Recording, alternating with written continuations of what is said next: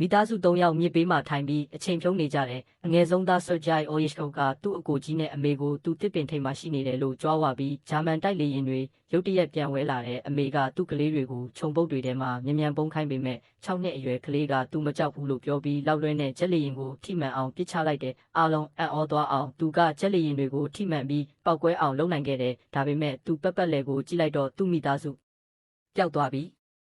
Sergei အိမ်မက်ကနေကြောက်လန့်ပြီးနိုးလာပြီးသူ့အမေကိုခေါ်လိုက်တယ်။အဲ့ဒီအချိန်မှာပဲတယောက်ကသူ့တကားကိုလာခောက်တယ်သူ့အမေလိုထင်ပြီးတကားစီပြေးသွားပေမဲ့အိမ်ကြီးချင်းအမျိုးသမီးတယောက်ကထိတ်လန့်တကြားဝင်လာပြီးသူ့ကိုအသက်ရှင်ခွင့်ပေးတဲ့အတွက်ဖခင်သခင်ကိုကျေးဇူးတင်ပြီးသူ့အမေနဲ့အကိုတေးဆုံးသွားပြီလို့ပြောပြတယ်။ကလေးငယ်လေးကသူမပြောတာကိုနားမလည်နိုင်ပဲအိမ်မှာပဲနေချင်ပြီးသူ့အမေကိုစောင့်နေတယ်။အမျိုးသမီးကဂျာမန်တွေသူတို့ကိုတိုက်ခိုက်ပြီးထွက်ပြေးတဲ့နယ်လို့ပြောလိုက်တယ်။အဲ့ဒီအချိန်မှာပဲစစ်သားတချို့သူတို့အိမ်ကိုချင်းကပ်လာတယ်။အမျိုးသမီးက Sergei ကိုပြတင်းပေါက်ကနေထွက်ပြေးခိုင်းပေမဲ့သူမသူ့စီမလိုက်နိုင်ခင်မှာပြစ်တက်ခံလိုက်ရပါတယ်။6နှစ်အရွယ်ကလေးငယ်လေးဟာအခုဆိုရင်မိသားစုနဲ့တငယ်ချင်းတွေမရှိဘဲတယောက်တည်းရှိနေပါတယ်။ Sergei အိမ်ကနေထွက်ပြေးတဲ့အခါသူ့ရဲ့ကွက်တစ်ခုလုံးမီးလောင်နေတာကိုမြင်လိုက်ရပါတယ်။သူဟာအလကားပဲသူ့အမေကိုခေါ်ပြီးအဲ့ဒီကနေထွက်ပြေးသွားပါတယ်။ခဏလောက်ပြေးပြီးတဲ့နောက်မှာတော့တောအုပ်အလဲကိုရောက်သွားပါတယ်။ကလေးငယ်လေးကလမ်းပြောင်းနေလို့သူ့အမေကိုခေါ်ဖို့အော်ပြောပါတယ်။အဲ့ဒီညမှာတော့တောထဲမှာပဲနေခဲ့ပါတယ်။နောက်တနေ့မနက်မှာရန်သူစစ်သားတွေသူ့စီကိုချင်းကပ်လာတဲ့အခါမြည်ရည်တောက်နေတာကိုတွေ့ရမှာပါသူတို့ဟာအနေရများတယ်ဆိုတာသိတဲ့ Sergei ဟာတစ်ပင်ရဲ့အမြင့်တွေထဲမှာအမြန်ပုံးနေပါတယ်ငွေတကောင်အနားရောက်လာတဲ့အခါသူလန့်သွားပေမဲ့စကားတခုမှမပြောဘဲထွက်ပြေးသွားပါတယ် Sergei ဟာငွေထက်စစ်သားတွေကိုပိုကြောက်ပါတယ်စစ်သားတွေကမြစ်ပေးမှာစားပြီးထွက်သွားကြပါတယ်အဲ့ဒီနောက် Sergei ကသူတို့ရဲ့ကြံနေတဲ့အစားအစာတွေကိုယူသွားပြီးညအတွက်စားလိုက်ပါတယ်ဒါပေမဲ့နေကုန်တဲ့အခါကလေးငယ်လေးဟာမောပန်းလွှဲနေပါတယ်သူဟာ2ရက်လောက်အစာကောင်းကောင်းမစားရသေးပါဘူးဥတီယာမရှိဘဲလမ်းလျှောက်နေခဲ့ပါတယ်သူခြေဆွသွားပေမဲ့လမ်းလျှောက်တာကိုမရက်ဘဲလဲကျသွားတယ်လမ်းမှာတောဘယ်ရီသီးတွေကိုမြင်ပြီးစားပစ်လိုက်ပေမဲ့သူ့နောက်မှာပောက်ကွဲမှုတစ်ခုပေါ်လာပြီးအံ့အားသင့်သွားတဲ့ကောင်လေးကမူးဝေလာပြီးသူ့နောက်ကတယောက်ယောက်လိုက်လာတယ်လို့ထင်အောင်ထင်မှဖြစ်လာတယ်ဒါပေမဲ့အဲ့ဒီလိုအခြေအနေမျိုးမှာတော့ရဲရင်စွာရက်နေပြီးရိုင်ဖယ်တနက်ကင်ထားမှန်းမကြောက်ဘူးလို့ပြောလိုက်တယ်သူရှိကိုရှောက်သွားပေမဲ့ခဏအကြာမှာမင်းမျောသွားတယ်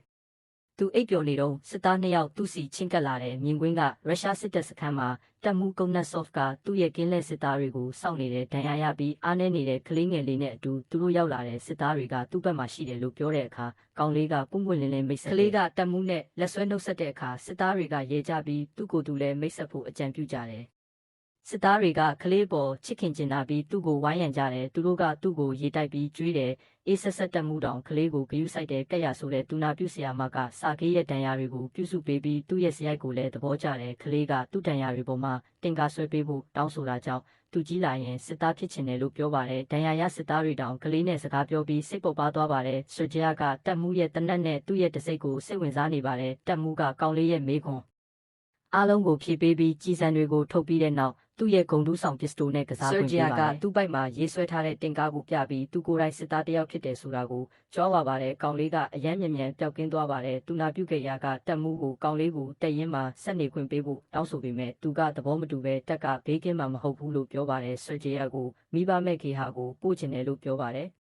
စစ်သားတွေဟာသူတို့ရဲ့အားလက်ချိန်အားလုံးကိုSergeiနဲ့အတူကုံဆုံးစေပါတယ်။တနေ့လုံးသူ့ကိုလူများကလာရောက်လည်ပတ်ကြပါတယ်။သူတို့ဟာဝေးလံတဲ့မိသားစုတွေကပို့ပေးတဲ့အစားအစာတွေကိုယူလာပြီးမှန်ဘီလူးနဲ့တောင်ကစားခွင့်ပေးပါတယ်။တနေ့မှာစစ်သားတယောက်ကတက်မှုစီသွားပြီးကောင်လေးကိုတက်ရင်မှာဆက်နေခွင့်ပေးဖို့တောင်းဆိုပါတယ်။စစ်သားတွေဟာကလေးနဲ့ရင်းနှီးတဲ့ဆက်ဆံရေးကိုတိစောက်ထားပြီးသူ့ကိုသူတို့ရဲ့ကိုယ်ပိုင်မိသားစုလို့ယူဆကြပါတယ်။သူ့ရဲ့ရှိနေခြင်းကစစ်ပွဲရဲ့ဝင်ထုတ်ဝင်ပိုးကိုရင်ဘတ်ပေါ်ကရှော့ချပေးပါတယ်။သို့တော့တက်မှုကကောင်လေးရဲ့လုံခြုံရေးအတွက်မိဘမဲ့ကေဟာကိုပို့ဖို့အခိုင်အမာပြောဆိုနေပါတယ်။နောက်တနေ့မှာရန်သူတွေတိုက်ခိုက်ပြီးစစ်သားတွေအများကြီးထိခိုက်ဒဏ်ရာရခဲ့ပါတယ်။ Sergeiကိုမိဘမဲ့ကေဟာကိုခေါ်သွားဖို့ကားတစ်စီးရောက်လာပါတယ်။တက်မှုကကောင်လေးကိုသတင်းပို့ပြီးတစ်သားကုံထူးဆောင်ပစ္စတိုတလက်ဆောင်ပေးခဲ့ပါတယ်။ကောင်လေးကလည်းသူ့ကိုဖတ်ပြီးတက်မှုရဲ့လုံခြုံရေးအတွက်စိုးရိမ်နေတယ်လို့ပြောပါတယ်။တက်မှုကသူ့ရင်ခွင်ထဲမှာအရေးပျော်သွားပြီးစိတ်ပြောင်းသွားပါတယ်။သူကSergeiကိုတားတယောက်အနေနဲ့စစ်သားတွေနဲ့အတူနေပေးဖို့တောင်းဆိုပါတယ်။အဲ့ဒီညမှာစစ်သားတွေကကောင်လေးအတွက်စစ်သားဝတ်စုံလေးတွေကိုရှာပေးကြပါတယ်။နောက်ပိုင်းမှာခဲရင်နဲ့တက်မှုစကားပြောနေတာကိုတွေ့ရတယ်။နှစ်ယောက်သားတယောက်ကိုတယောက်စိတ်ဝင်စားနေပုံရပေမဲ့သူတို့ရဲ့ခံစားချက်တွေကိုမဝင်ခံကြဘူး။ Sergeiကတက်မှုကိုသူဟာတက်ရင်ရဲ့စီကံရှိသူလို့ပြောပြီးသူ့ကိုသူတက်ရင်သားတယောက်ဖြစ်မိတ်ဆက်တယ်။ဒါပေမဲ့ကောင်လေးကတိုက်ခိုက်မှုကြောင့်ပျက်စီးသွားတဲ့စစ်သားစခန်းတစ်ခုကိုမြင်လိုက်ရတယ်။တက်မှုကတေဆုံးသွားသောစစ်သားအားဂါရဝပြုရန်အုပ်ထုတ်ချွတ်ရန်တင် जा ပေးသည် နောက်တစ်နေ့တွင်တက်မှုအားတာဝန်တစ်ခုပေးရန်တောင်းဆိုပြီးစစ်သားများကြားတွင်စာများဝေငှရန်တာဝန်ပေးအပ်ခံရသည့်သူသည်သူ့တာဝန်ကိုထိရောက်စွာပြီးမြောက်အောင်လှုပ်ဆောင်ပြီးစစ်သားများကိုပင်ကခုန်စေခဲ့သည်နောက်တစ်နေ့တွင်ဆာဂျာသည်သူ၏မှန်ပြောင်းဖြင့်အခြေစိုက်စခန်းမှအနှဲငယ်ဝေးသောနေရာသို့သွားခဲ့သည်သူသည်ကောက်ရိုးပုံအတွင်းမှတစုံတစ်ယောက်၏ခြေထောက်ရွေလျားနေသည်ကိုမြင်လိုက်ရသည်သူသည်တရင်သို့အပြေးလွှားပြန်သွားပြီးသူ၏တွေ့ရှိချက်များကိုစစ်သားများအားပြောပြသည်စစ်သားများသည်တန်တရားရှိတော်လဲကောင်းလေးနှင့်အတူလိုက်ပါသွားကြသည်ကောက်ရိုးပုံအနီးသို့ရောက်ရှိသောအခါဂျာမန်သူရှုနှစ်ဦးပုံအောင်နေသည်ကိုတွေ့ရှိရသည့်သူရှုများကိုဖမ်းဆီးခဲ့ပြီးကောင်းလေးသည်သူ၏ဉာဏ်ရည်ဉာဏ်သွေးအတွက်ချီးကျူးခံရသည်အဲ့ဒီညမှာတက်မှုကဆာဂျီယာကိုမွေးစားဖို့တရားဝင်စာရွက်စာတမ်းတွေပြလိုက်တယ်အခုသူကကလေးရဲ့ဖခင်အဖြစ်တရားဝင်ဖြစ်လာပြီးဆာဂျီယာကတက်မှုရဲ့ခဲရီအပေါ်ခံစားချက်ကိုသိတဲ့အတွက်သူ့ကျေးဇူးကိုပြန်ဆက်ဖို့သူ့ကိုခေါ်သွားပြီးအပြစ်ဝင်ခံလိုက်တယ်ဒါပေမဲ့သူတို့နှစ်ယောက်ကသူမတခြားယောက်ျားတစ်ယောက်နဲ့စကားပြောနေတာကိုမြင်ပြီးတခြားတစ်ယောက်ကိုစိတ်ဝင်စားနေတယ်လို့မှားယွင်းစွာယူဆလိုက်ကြတယ်ဂျာမန်တွေရဲ့စခန်းကိုထပ်မံတိုက်ခိုက်ခံရပြန်တယ်ဒီတစ်ခါတော့ဆာဂျီယာကရှေ့တန်းကစစ်သားတွေကိုကြီးစံတွေထောက်ပံ့ပေးပြီးစစ်သားတွေကိုအကူအညီပေးပေမဲ့အပြင်မှာအရန်အန်ရများလိုတဲ့ကိုပြန်သွားဖို့အမိန့်ပေးလိုက်တဲ့တဲကိုရောက်တော့တက်မှုနဲ့တခြားသူတွေထိတ်လန့်တကြားဖြစ်နေတာကိုတွေးလိုက်ရတယ်ပြက်နေတဲ့ဝါယာကျိုးတွေကိုပြင်ဖို့စစ်သားတစ်ယောက်ကိုဆေလွတ်လိုက်တယ်ဆာဂျီကစစ်သားနောက်ကိုလိုက်သွားပြီးတေလူမတက်ဒဏ်ရာရသွားတာကိုတွေးလိုက်ရတယ်တေလူမတက်ဖြစ်နေတဲ့စစ်သားကိုဝါယာကျိုးတွေကိုဘလို့ပြင်ရမလဲလို့မေးပြီးကိုယ်တိုင်လုပ်တဲ့ဆက်သွယ်မှုပြန်ရပြီးတပ်သားတွေထပ်ခေါ်တဲ့6နှစ်အရွယ်ကလေးကလူတိုင်းရဲ့အသက်ကိုကယ်တင်လိုက်တယ်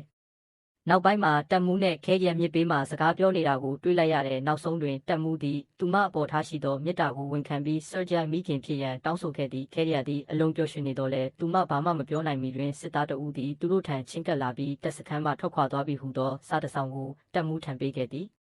နောက်တစ်နေ့တွင်စစ်သားအလုံးဆာဂျာနှင့်အတူရင်းတို့၏အခြေစိုက်စခန်းအသစ်သို့ထွက်ခွာသွားကြသည်သို့တော်လမ်းတွင်မိုင်းကွင်းတစ်ခုနှင့်ကြုံတွေ့ခဲ့ရပြီးရင်းတို့၏ရင်ချို့ကိုလွှင့်စင်သွားစေခဲ့သည်တက်မှုသည်ဒဏ်ရာရရှိခဲ့ပြီးဆာဂျာနှင့်ရင်းနှီးသောအဖွဲ့၏အမိတ်ပေးအရာရှိမှပောက်ကွဲမှုတွင်တေဆုံးသွားခဲ့သည်သူသည်ငိုကြွေးပြီးတက်မှုကိုဖတ်လိုက်သည်ဒဏ်ရာရသူများကိုရင်းတို့နှင့်အတူတဲဆောင်ကရင်းတို့၏အခြေစိုက်စခန်းအသစ်သို့ခရီးဆက်ကြသည်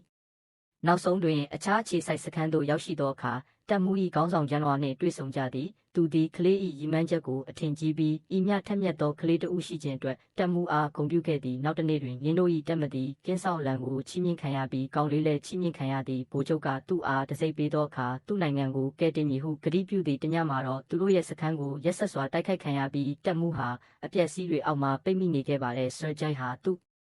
အဖေအတွက်ငိုယိုပြီးသူ့ကိုကယ်ဖို့ကြိုးစားပါတယ်သူကတခြားစစ်သားတွေကိုခေါ်လိုက်တဲ့အခါနောက်ဆုံးမှာတက်မှုကိုကယ်ထုတ်လာကြပါတယ်နောက်တစ်နေ့မှာဆာဂျီဟာဒဏ်ရာရတက်မှုစီချင်းကပ်ခဲ့ပါတယ်သူ့ကိုကယ်ဖို့ကြိုးစားရင်းသူ့လက်တွေထိခိုက်ဒဏ်ရာရသွားခဲ့ပါတယ်